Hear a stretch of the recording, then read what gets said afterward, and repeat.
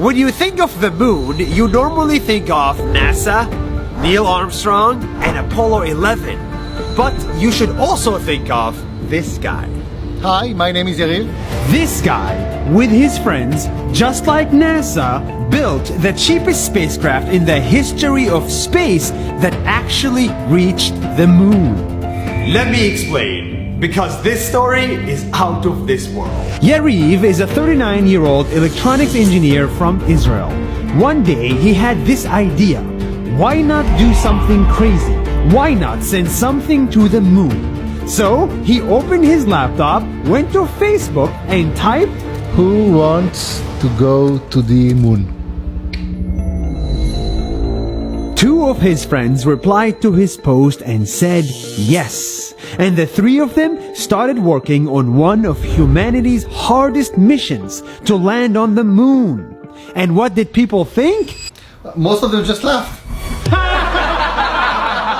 They laughed at them and said they couldn't. It's like Mission Impossible because space is hard, and after all, This is rocket science. Imagine you'd like to build a car for the first time in your life, and you have to build the car from scratch until it's working, ready to travel 500 miles without trying it a single time before you get into the car and start driving. But what's even harder is the money science. To send anything to space, you need billions of dollars. And they didn't have much money.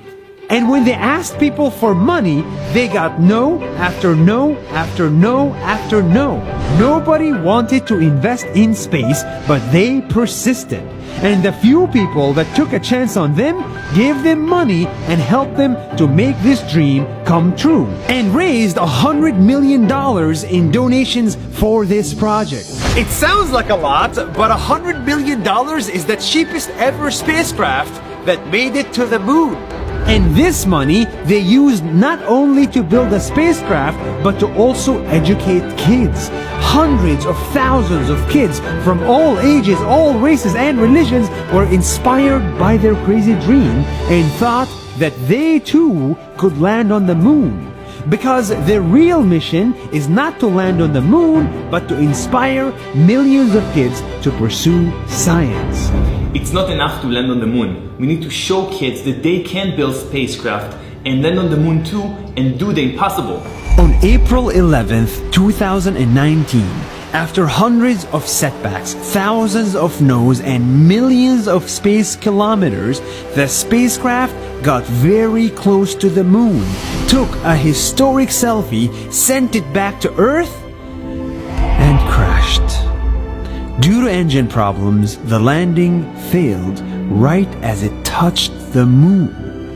But this wasn't a failure. This was just a setback. And for Yariv, it wasn't the only one. 2 years ago, Yariv got into a skiing accident and got paralyzed from the waist down.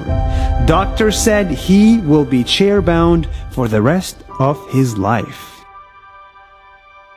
So, he went to his desktop and logged to Facebook again. This time, he wrote, No worries. First, we'll put a spacecraft on the moon. Then, we'll fix my legs.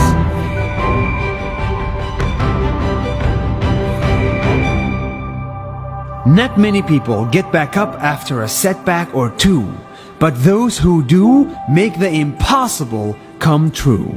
On the first try or the second one.